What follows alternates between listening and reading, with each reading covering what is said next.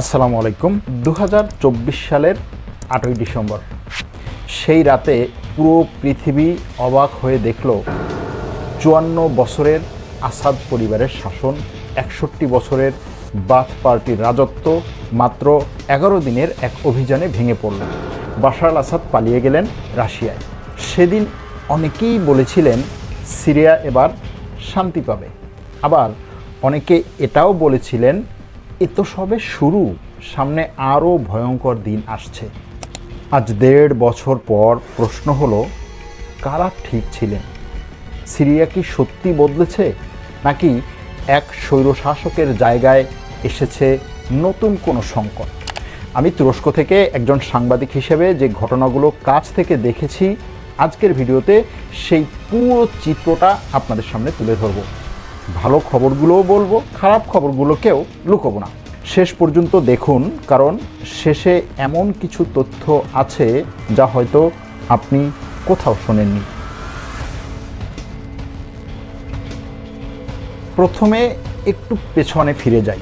2024 সালের 27শে নভেম্বর হায়াত তাহরির আল শাম, সংক্ষেপে HTS, এই HTS-এর নেতৃত্বে বিরোধী বাহিনী আলেপ্পো থেকে অভিযান শুরু করে। কেউ ভাবতেও পারেনি কি ঘটতে যাচ্ছে। 4 দিনে আলেপ্পো, তারপরে হামা, তারপরে হোমস, একের পর এক শহর হাতছাড়া হতে থাকে আসাদ বাহিনীর।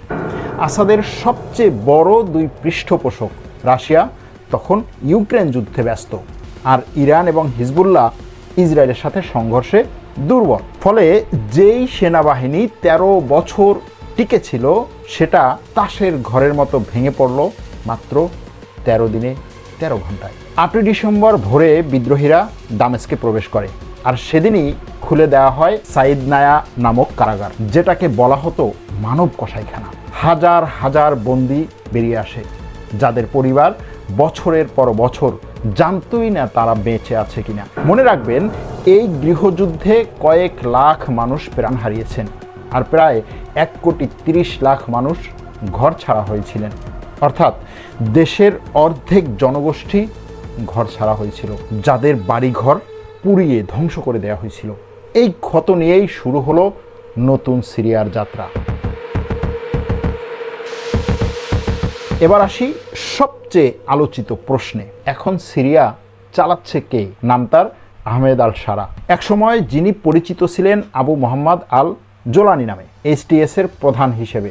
2025 সালের শুরুতে তিনি অন্তর্বর্তীকালীন প্রেসিডেন্ট হন। আন্তর্জাতিক অঙ্গনে তার উত্থান ছিল বিস্ময়কর। যে মানুষটির মাথার দাম একসময় আমেরিকা ঘোষণা করেছিল billion billion dollar, million million dollar, সেই মানুষটি পরে জাতিসংঘের মঞ্চে দাঁড়িয়ে ভাষণ দিলেন। একের পর এক দেশ তার সরকারকে স্বীকৃতি দিল। মার্কিন প্রেসিডেন্ট তাকে উষ্ণ অভ্যর্থনা জানালেন হোয়াইট হাউসে। আর মাত্র কিছুদিন আগে 2026 সালের জুলাই মাসে ঘটল আরেকটা ঐতিহাসিক ঘটনা। আসাদ পরবর্তী সিরিয়ায় প্রথমবারের মতো জনপ্রতিনিধি পরিষদের অধিবেশন বসল। প্রেসিডেন্ট শারা সেখানে সভাপতিত্ব করলেন। তবে এখানেই আছে বিতর্ক। সমালোচকরা বলছেন এই পার্লামেন্ট নির্বাচিত নয়, এটা মনোনীত একটা পার্লামেন্ট। সাংবিধানিক ঘোষণাপত্র প্রেসিডেন্টের হাতে বিপুল ক্ষমতা নিয়ে এসেছে। মানবাধিকার সংস্থাগুলোর প্রশ্ন হচ্ছে, বাথ পার্টির একনায়কতন্ত্রের জায়গায় কি নতুন আরেক কর্তৃত্ববাদ আসছে? আবার সমর্থকরা বলছেন 13 বছরের যুদ্ধে ধ্বংস হওয়া একটা দেশে রাতারাতি পশ্চিমা গণতন্ত্র আশা করাটাই অবাস্তব। আগে স্থিতিশীলতা, তারপর নির্বাচন। কোন পক্ষের যুক্তি বেশি শক্তিশালী সেটা হয়তো সময়ই বলে দেবে, অথবা আপনিও বলতে পারেন। তবে এবার সবচেয়ে গুরুত্বপূর্ণ প্রশ্নটি সামনে নিয়ে আসি। সাধারণ সিরিয়ানদের জীবন কি বদলেছে? চলুন আবেগ নয়, সরাসরি সংখ্যা দিয়ে বিচার করি। প্রথমে ভালো দিকগুলো। সবচেয়ে বড় সুখবর হচ্ছে নিষেধাজ্ঞা। 2025 সালের মে মাসে ইউরোপীয় ইউনিয়ন সিরিয়ার উপর অর্থনৈতিক নিষেধাজ্ঞা তুলে নেয়, আর 2025 সালের ডিসেম্বরে মার্কিন প্রেসিডেন্ট ডোনাল্ড ট্রাম্পের স্বাক্ষরে কুখ্যাত সিজার অ্যাক্ট, অর্থাৎ আমেরিকার সবচেয়ে কঠোর নিষেধাজ্ঞা আইনটিও আনুষ্ঠানিকভাবে বাতিল হয়ে যায়। এর মানে কি? এতদিন যেই দেশটা আন্তর্জাতিক ব্যাংকিং ব্যবস্থা থেকে বিচ্ছিন্ন ছিল, সেই দরজাগুলো একে একে খুলে গেছে। আর দরজা খুলতেই টাকার স্রোত শুরু। শুনলে অবাক হবেন, শুধু 2025 সালেই সিরিয়ায় প্রায় $56 বিলিয়ন বিদেশি বিনিয়োগ চুক্তি নিশ্চিত করেছে। একটা তুলনা দিই, এই অঙ্ক যুদ্ধের আগে সিরিয়ার 1 বছরের পুরো রাষ্ট্রীয় বাজেটের কয়েক গুণ। কোথা থেকে আসছে এই টাকা? কয়েকটা বড় উদাহরণ দিই। সৌদি আরব এক দফাতেই 47টা চুক্তিতে $6 বিলিয়ন বেশি বিনিয়োগের ঘোষণা দিয়েছে। 2026 সালের ফেব্রুয়ারিতে টেলিকম, যৌথ এয়ারলাইন আর নতুন বিমানবন্দরের মতো আরও বহু বিলিয়ন ডলারের চুক্তি হয়েছে। কাতারের কোম্পানি পেয়েছে দামেস্ক আন্তর্জাতিক বিমানবন্দরের সম্প্রসারণের $4 বিলিয়ন প্রকল্প। আর তুরস্ক এবং কাতারের কোম্পানিদের নেতৃত্বে একটা আন্তর্জাতিক কনসোর্টিয়াম $7 বিলিয়ন বিদ্যুৎ প্রকল্পে সই করেছে। 4টা গ্যাস চালিত বিদ্যুৎ কেন্দ্র আর একটা সৌর কেন্দ্র। এমনকি আমেরিকার জ্বালানি জায়ান্টরাও ফিরেছে। গ্যাস ক্ষেত্র উন্নয়নে তাদের সাথে চুক্তি হয়েছে। উপকূলে তেল গ্যাস অনুসন্ধানের সমঝোতাও সই হয়েছে। এবার আসি টাকার নিজের গল্পে। সিরিয়ান লিরা। গৃহযুদ্ধের সময় এই মুদ্রা প্রায় ধ্বংস হয়ে গিয়েছিল। মানুষ বাজার করতে যেত বস্তা ভর্তি টাকা নিয়ে। কিন্তু আসাদের পতনের পর সিরিয়ার কেন্দ্রীয় ব্যাংকের হিসাবে লিরা প্রায় 33% মূল্য ফিরে পেয়েছে। আর 2025 সালের শেষে ঘটল ঐতিহাসিক ঘটনা। মুদ্রা থেকে 2টো শূন্য বাদ দিয়ে নতুন লিরা চালু হলো। 100 পুরনো লিরা এখন এক নতুন লিরা। নতুন নোটগুলোতে আর আসাদের পরিবারের ছবি নেই, আছে সিরিয়ার ফসল আর ঐতিহ্যের প্রতীক। প্রতীকী অর্থে এটাও একটা যুগের সমাপ্তি। তবে একটা কথা পরিষ্কার বলি, 2টো শূন্য বাদ দিলেই টাকার আসল মূল্য বাড়ে না। কেন্দ্রীয় ব্যাংক নিজেই সেটা স্বীকার করেছে। আসল লক্ষ্য লেনদেন সহজ করা আর নতুন যুগে আস্থা তৈরি করা। গত 1 বছরে ডলারের বিপরীতে লিরা মোটামুটি স্থিতিশীল থেকে সামান্য শক্তিশালী হয়েছে। ভয়াবহ পতনের সেই দিনগুলোর তুলনায় এটাই খুব বড় একটা অর্জন।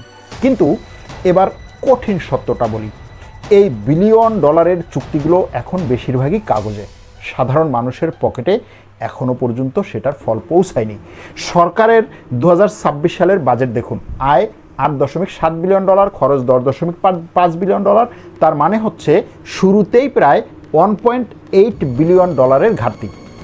আর বিশ্বব্যাংকের হিসেব, পুরো দেশ পুনর্গঠনে লাগবে কমপক্ষে $140 বিলিয়ন। সর্বোচ্চ হিসাব হচ্ছে $345 বিলিয়ন। অর্থাৎ 56 বিলিয়নের প্রতিশ্রুতি বিশাল শোনালেও প্রয়োজনের তুলনায় এটা কেবল শুরু। হিউম্যান রাইটস ওয়াচের 2026 সালের রিপোর্ট অনুযায়ী সিরিয়ার 90% বেশি মানুষ এখনও দারিদ্র্যসীমার নিচে বসবাস করছে। আর জাতিসংঘের সর্বশেষ হিসাবে প্রায় 1,56,00,000 মানুষের জরুরি মানবিক সহায়তা দরকার। খাদ্যের দাম চড়া, জ্বালানি সংকট তীব্র, বিদ্যুৎ দিনে কয়েক ঘন্টা মাত্র। অর্থাৎ রাজনৈতিক মুক্তি এসেছে, বিনিয়োগের প্রতিশ্রুতি এসেছে, কিন্তু অর্থনৈতিক মুক্তি এখনো অনেক দূরের পথ। এবার এমন একটা বিষয় নিয়ে আসি যেটা আমি তুরস্কে বসে নিজের চোখে দেখেছি। সেটা হচ্ছে শরণার্থীদের ঘরে ফেরা। জাতিসংঘ শরণার্থী সংস্থার সর্বশেষ হিসাবে আসাদ সরকারের পতনের পর থেকে প্রায় 16 লাখ শরণার্থী বিদেশ থেকে নিজ দেশে ফিরে গেছেন। আর দেশের ভেতরে বাস্তুচ্যুত আরও প্রায় 19 লাখ মানুষ ফিরেছেন নিজ এলাকায়। অর্থাৎ মাত্র 1.5 বছরে মোট 35 লাখ মানুষের ঘরে ফেরা। সাম্প্রতিক ইতিহাসে এত দ্রুত এত বড় প্রত্যাবর্তন আর কোথাও ঘটেনি। জাতিসংঘের ধারণা 2026 সালে আরও প্রায় 10 লাখ শরণার্থী ঘরে ফিরতে পারেন। তুরস্কের সীমান্ত ক্রসিংগুলো প্রতিদিনই দেখা যায় যে সেই ক্রসিংগুলো থেকে ব্যাগ বাক্স নিয়ে পরিবারগুলো দেশে ফিরছে। কেউ 10 বছর পর, কেউ 13 বছর পর, কেউ 5 বছর পর ফিরে যাচ্ছেন নিজের ঘরে, নিজের দেশে, নিজের শহরে। আমি ব্যক্তিগতভাবে এমন সিরিয়ানদের চিনি যারা তুরস্কে ব্যবসা দাঁড় করিয়েছেন, সন্তানরা স্কুলে পড়ছে, তারা এখন দোটানায়। দেশ ডাকছে, কিন্তু দেশে গিয়ে কি করবেন? চাকরি নেই, ঘর নেই, স্কুল হাসপাতাল ভাঙা। আর এখানেই আছে আরেকটা কঠিন বাস্তবতা। এখনও প্রায় 40 লাখ নিবন্ধিত সিরিয়ান শরণার্থী তুরস্ক সহ প্রতিবেশী দেশগুলোতে আছেন। আর দেশের ভেতরে বাস্তুচ্যুত মানুষের সংখ্যা এখনও 55 লাখের উপরে। জাতিসংঘ বারবার বলছে প্রত্যাবর্তন হতে হবে স্বেচ্ছায়, নিরাপদে এবং মর্যাদার সঙ্গে। কাউকে জোর করে পাঠানো যাবে না, কারণ দেশের কিছু এলাকা এখনো নিরাপদ নয়। একজন প্রবাসী হিসেবে এই অনুভূতিটা আমরা বাংলাদেশিরাও কিছুটা বুঝি, অনুভব করি। দেশের টান কী জিনিস, আবার বাস্তবতার হিসাবটাও কত কঠিন।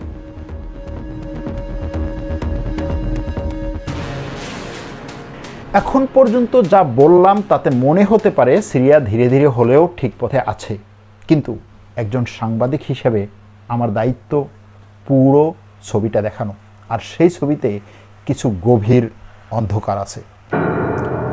প্রথমত, সাম্প্রদায়িক সহিংসতা। মানবাধিকার সংস্থাগুলোর রিপোর্ট বলছে গত 1.5 বছরে আলাউই এবং দ্রুজ সম্প্রদায়ের বেসামরিক মানুষের উপরে হামলায় অন্তত 1400 মানুষ নিহত হয়েছেন। নতুন সরকার তদন্তের প্রতিশ্রুতি দিয়েছে, কিন্তু জবাবদিহিতা নিয়ে প্রশ্ন থেকেই যাচ্ছে।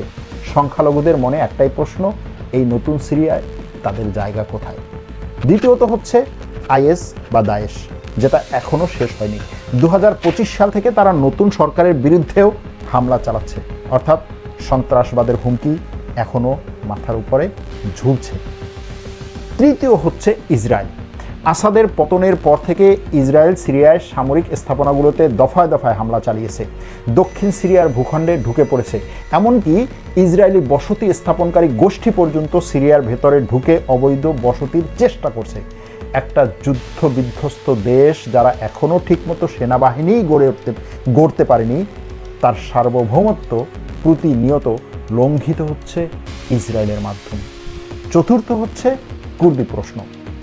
উত্তর পূর্ব সিরিয়ায় কুর্দি নেতৃত্বাধীন সশস্ত্র বাহিনী এসডিএফ এর সঙ্গে টানাপোড়েন চলছে দীর্ঘদিন। 2025 মার্চে একটা সমঝোতা হয়, তারপরে অনেক উত্থান পতন শেষে 2026 সালের জানুয়ারিতে তাদেরকে রাষ্ট্রীয় কাঠামোয় একীভূত করার একটা চূড়ান্ত সিদ্ধান্ত হয়।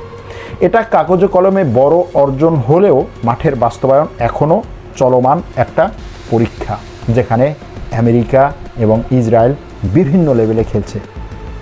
তাহলে হিসাবটা দাঁড়ালো কি? রাজনৈতিক স্বীকৃতি আর বিনিয়োগের দরজা খুলেছে ঠিকই, কিন্তু নিরাপত্তা, ন্যায় বিচার আর জাতীয় ঐক্য, এই 3টা পরীক্ষায় সিরিয়া এখনও পর্যন্ত পাশ করতে পুরোপুরি পারেনি বলা যায়।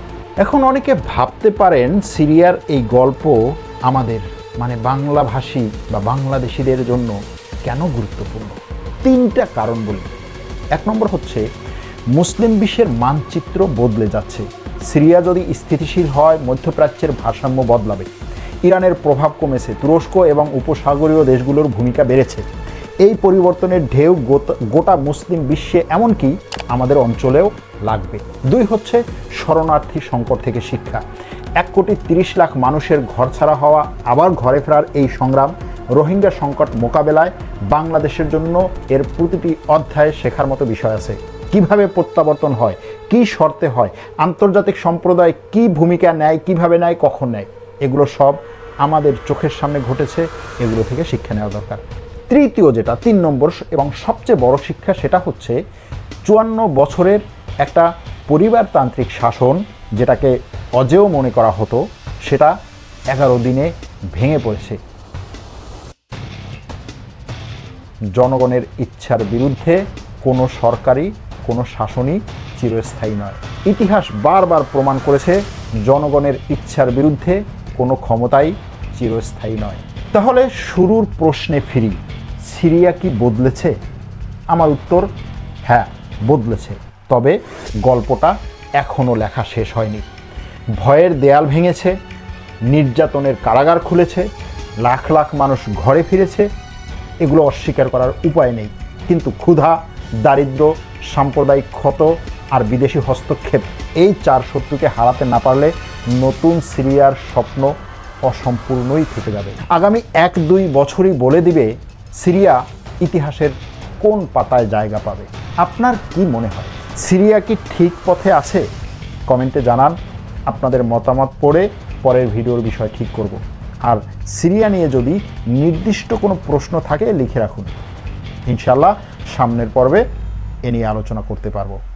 ভিডিওটা ভালো লাগলে লাইক করুন, শেয়ার করুন, আর চ্যানেলে নতুন হলে সাবস্ক্রাইব করে বেল আইকনটা চেপে রাখুন, যেন তুরস্ক এবং মুসলিম বিশ্বের গুরুত্বপূর্ণ সব খবরগুলো সবার আগে আপনার কাছে পৌঁছায়। আজ তাহলে এখানেই রাখছি। ভালো থাকবেন, সুস্থ থাকবেন। আল্লাহ হাফেজ।